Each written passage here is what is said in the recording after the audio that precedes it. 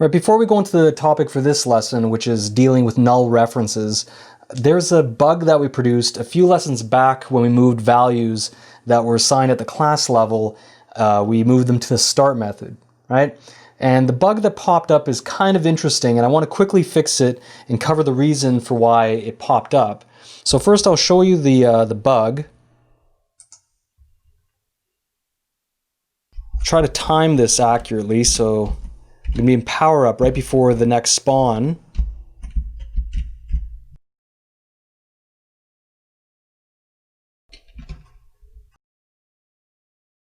Alright, so a good place to start to figure out why this is happening is to look at the speed field here for the sphere controller. After all, that's what seems to be at fault. The spheres are going too fast when they shouldn't be, right? But why is this happening exactly? Well, here's why. The speed field here, it's static, right? So it's shared across all instances of spheres. But now that we moved the initialization of the static field to the start method, each time a new instance is created, it runs that instance's start method, and that start method will reset the value back to its original value, which we expect to be half the value when we're in powered up mode, right? So that's the simple explanation for why this bug popped up, and it's a good example of how you can fix one problem. You know, we had the problem of static fields retaining their values when restarting the game. That's the reason we tried to fix that problem, and it caused another bug to pop up, like coding whack-a-mole, as often happens. So I think the easiest way to solve this is to have the speed value, move it back to being assigned at instantiation, and then when the game resets, we just make sure to reset these values as well in the game start manager. So let's remove this here, reassign it back here, and we'll do the same for the cube controller just for consistency's sake.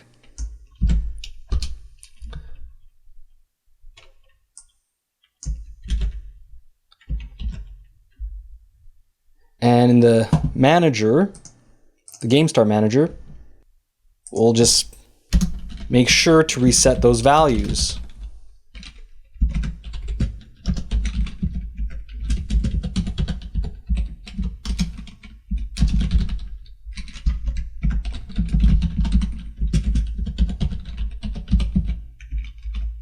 All right, on to the main topic of this lesson, null references. So null reference means exactly what it implies. An object in code, a reference type, remember, that gets destroyed, and yet other blocks of code continue to refer to the object as if it exists. These code blocks that refer to it, they get null returned because that memory pointer or reference is no longer pointing to a particular spot in memory since it's been destroyed, right? So we've had a null reference hanging around in our code ever since the beginning of this course, which I'm betting you've noticed whenever our cube gets eaten and the debug log complains.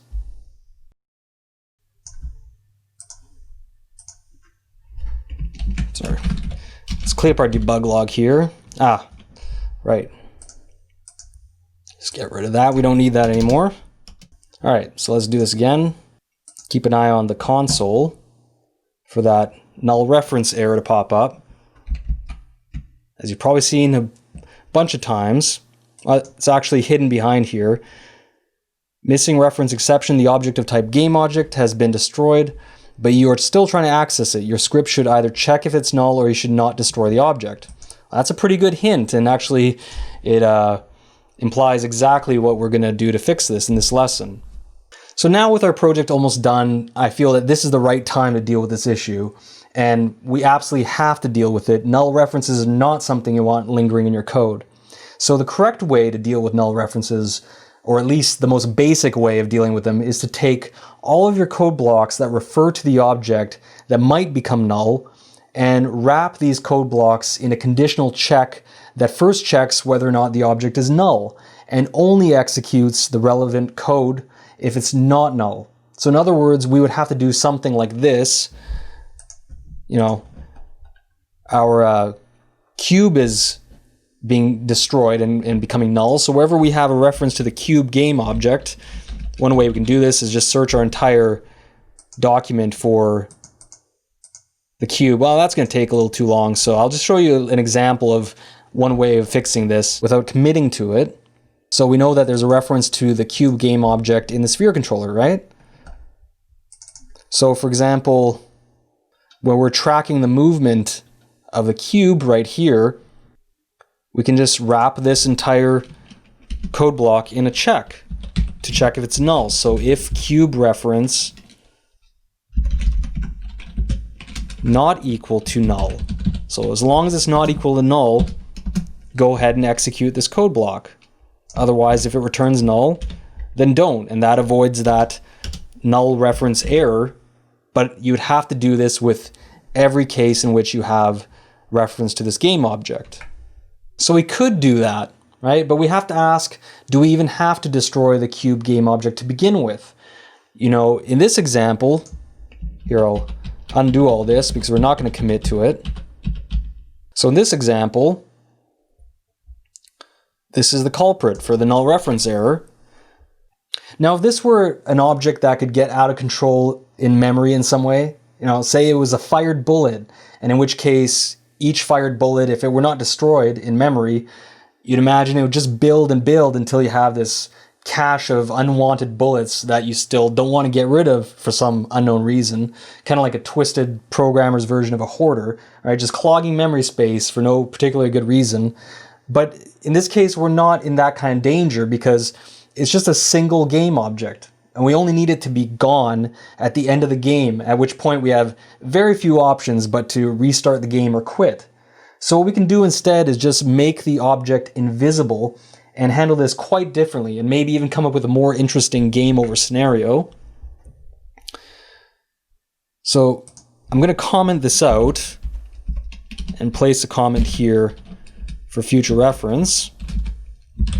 Moved to fix null reference in final build. And now we'll deal with the game object this way when it gets eaten. So I'm going to put a comment here and say disable cube controller script. Right, so we can't move, for example. So to do that, tap into the cube reference, use get component to grab the cube controller, the actual script, and just set its enabled property to false. Right, simple.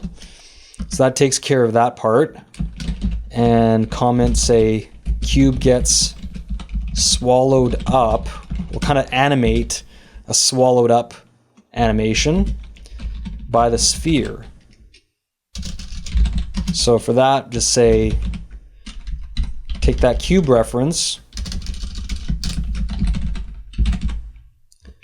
and take its transform.local scale and have that the result of a vector 3 lerp from its current transform local scale. Get this out of the way. All the way to the end state of a new vector 3. And we'll want to scale it all the way down till it's pretty much invisible. So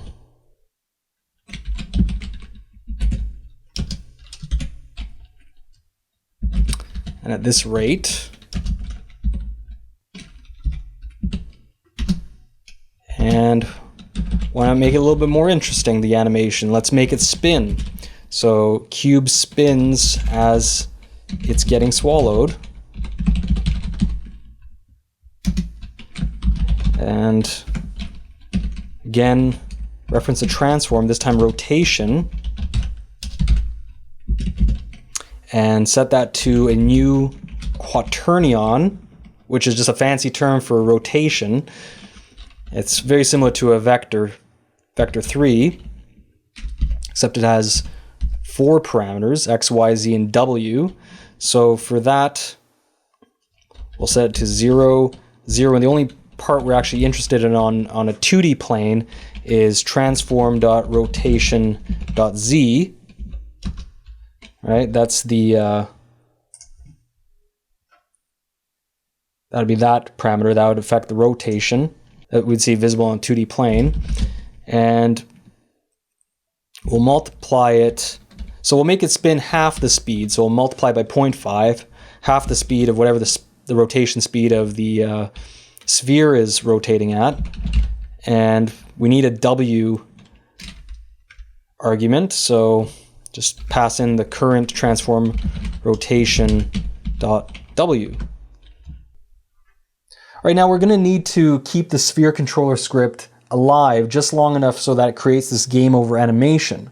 But as soon as the cube's almost invisible, so by the time it lerps its scale down to about 0.01 or so, we can check for when it's just about down to that low and make the cube invisible, and also, more importantly, disable the sphere controller entirely so that points, no longer get awarded and more spheres get spawned. So for that, we just add a conditional, say if CubeReference.transform, and tap into the local scale, and we could use X or Y. I'm going to use the Y property. If it's less than 0.011, so just about, almost all the way down to the end of the lerp. When it gets to that point, we'll want to disable the sphere controller. So I'll say get component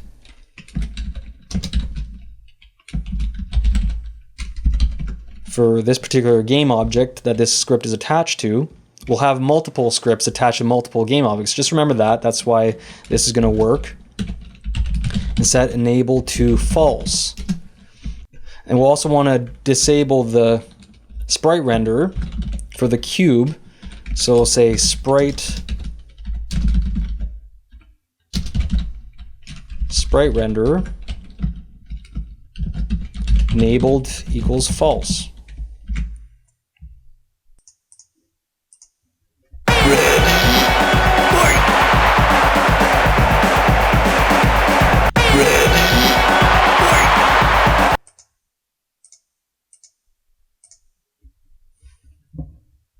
So that's the way we're going to solve this null reference issue. It's far from perfect. I mean, one obvious issue that we have left over is that the score keeps on increasing for a moment as we're getting swallowed up, right? But that's okay. I'm not going to worry about solving that issue. You can take that up as a personal challenge if you want. There's a lot of ways that you can go about solving that, but the way that we fix the main issue is all I was really interested in, and it's good enough for what we need. All right, so that's it for this issue. I'll see you in the next lesson.